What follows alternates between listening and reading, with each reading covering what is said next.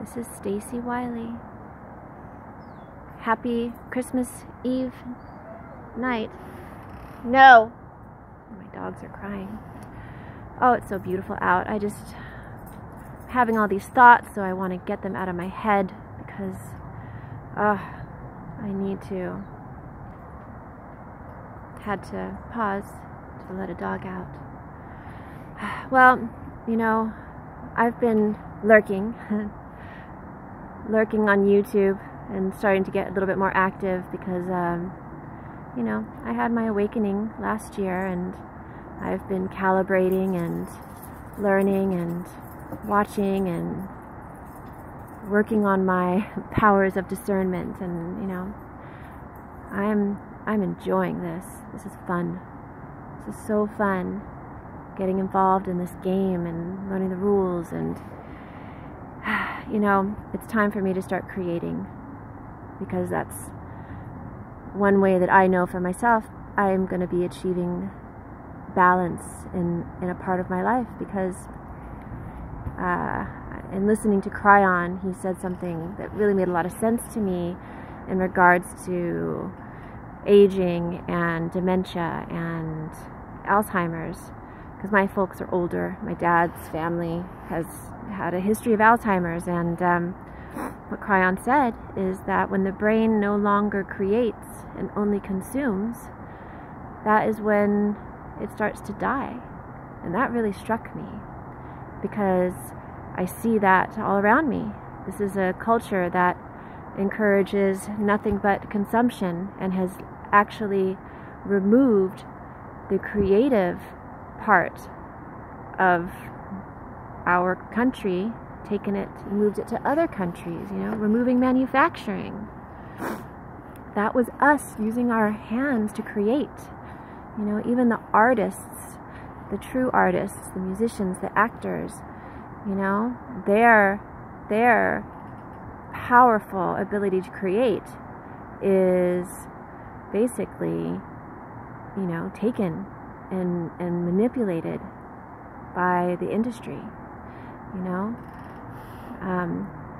because the beings, the dark ones, the mimickers, they don't have the power to create themselves, so they have to, that's why they're all, you know, managers or bankers or advisors, or, you know, that sort of level of work. They don't actually create anything themselves, they just manipulate and manage.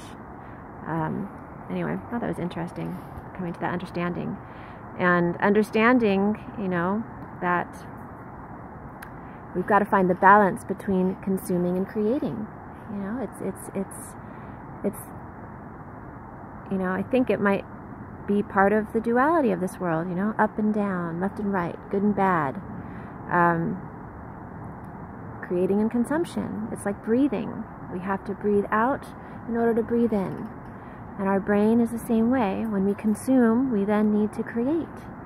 So I am stepping into the creator role because I love it. I love creating, and, you know, this is the beginning. Anyway, I've had some thoughts that I want to get out. So I'm just going to rant. It's just a rant. But, you know, Cryon is hugely inspiring to me. He teaches that we live multiple lives, and that we come back over and over again. And it makes sense. We are eternal beings. You know, in order for us to learn, of course it makes sense to come back over and over and over again. And the more we learn, the more we expand. And I had this understanding on Friday, and it is now Sunday. You know, I saw this homeless woman on the street, and I gave her some money, and I was almost moved I was moved to tears, because I had a moment of understanding that I am her, or I've been her. And the beauty, oh my gosh, and this is why organized religion doesn't want you to believe in multiple lives, is because It takes away their control mechanism. Because if you only live once and you only have one chance to get it right, and then afterwards it's over, heaven or hell, you're done. But if the truth is that we come back over and over again and continue to learn and expand, then that control mechanism is gone. And also, it will cause the compassion factor to just increase exponentially, because you will look at somebody, and if you can understand that I've been that person, then something shifts, because compassion is the key. Compassion is really the answer. Compassion and love. And I was a math major in college. I love math because, it's nice to have an answer in this crazy world. Math was a comfort to me because there was always a solution. There's no gray areas, as opposed to something like literature, which was my original major, which is just completely open to interpretation. But mathematics, when I got into law of attraction and learning about sacred geometry, and Michaela Sheldon is an amazing channel that goes into really, really beautiful detail about this, and she discusses the crystalline grid. I don't know if she uses that term, but that's what Cryon uses. There is part of the structure of our planet includes a grid. It's the crystalline grid. And just like crystal, crystal is held energy. And energy is information. So crystals can hold information. So the crystalline grid serves two purposes. It holds information and memories. And so every single, basically we are emitting frequency all the time. And we have control over that frequency, just like we would a radio dial. The higher the frequency, the happier we are. The lower the frequency, the sadder we are. But those frequencies are constantly expanding from us into the crystalline grid. So when we have a negative experience, and if it is profoundly negative, that's like an excess of a certain vibration. And that vibration, it's like a glob that hangs out in the crystalline grid. And it stays there until we neutralize it. And so it's like mathematics. Let's say we have a terrible experience and we're experiencing something, this is sort of an arbitrary number, but a level 3. And it's a lot of it. Like for me, the last, basically from the end of 2008 till a year ago, I was just emitting nothing but negativity.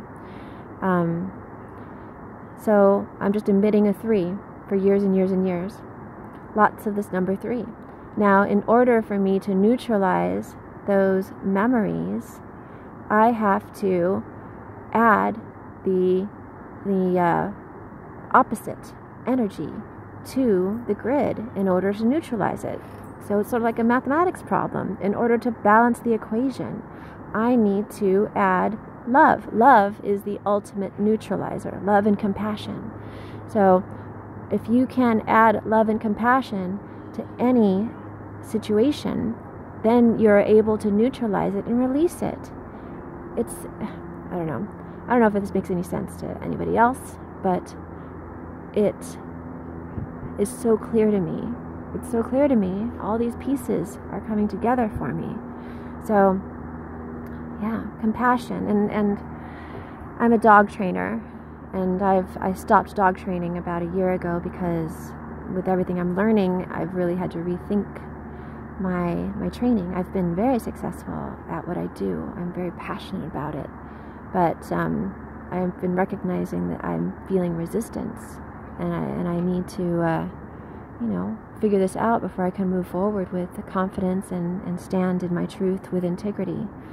And I just keep coming back around to compassion. That my animals, they are expressing vibrations as well. And I have a history with my animals, as we all do, a pattern of expectation. I expect a certain behavior from them, and I have opinions about that behavior. So, like, for example, I have a little terrier who, he's just been so anxious and nervous, and he's just been just crazy, running around, barking, just constantly in this high state of anxiety, and my awareness of his anxiety only exacerbates it, because I am flowing more energy to that vibration. So my job, my experiment, is to have compassion for him. And with a human, I can say, I've been you. I've been the homeless woman on the side of the street in a wheelchair. And so I've got to figure out a way to have compassion for my dogs and not let their behaviors, cause a knee-jerk reaction, which is what we all do. We see something and we have a knee-jerk reaction.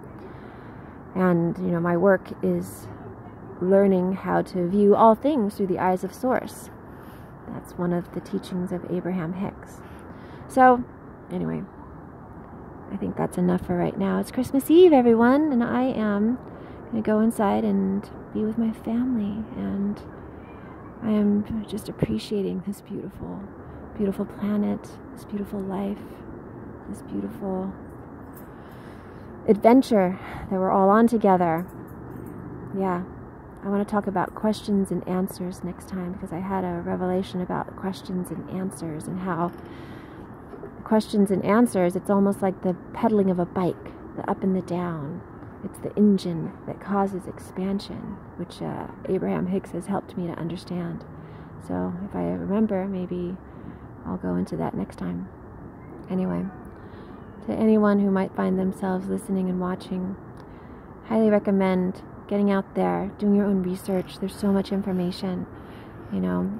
Start to discern with your heart.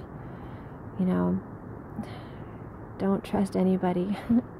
Just go out and do your own research, because that's our path right now.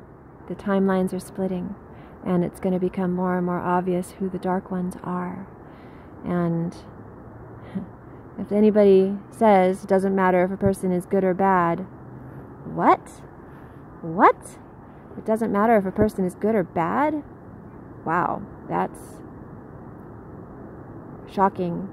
I don't know, somebody that I listened to said that, because they're, to me, there's nothing that is more important than whether a person is good or bad, because that informs their intentions. That informs the information that they are attracting to them. That is what informs the people that they attract to them. And, but, I'm loving the contrast, because when I see something that I disapprove of, or that makes me feel uneasy, I have to bless that and love that, because that is important information. I now know, okay, I don't want that. It helps me sharpen the knife of my discernment. So, thank you. Thank you. Oh, thank you to all of you. This is such an amazing wild ride, and I'm excited. What's coming up around the corner? It's a beautiful world, my friends. A beautiful world. Merry Christmas.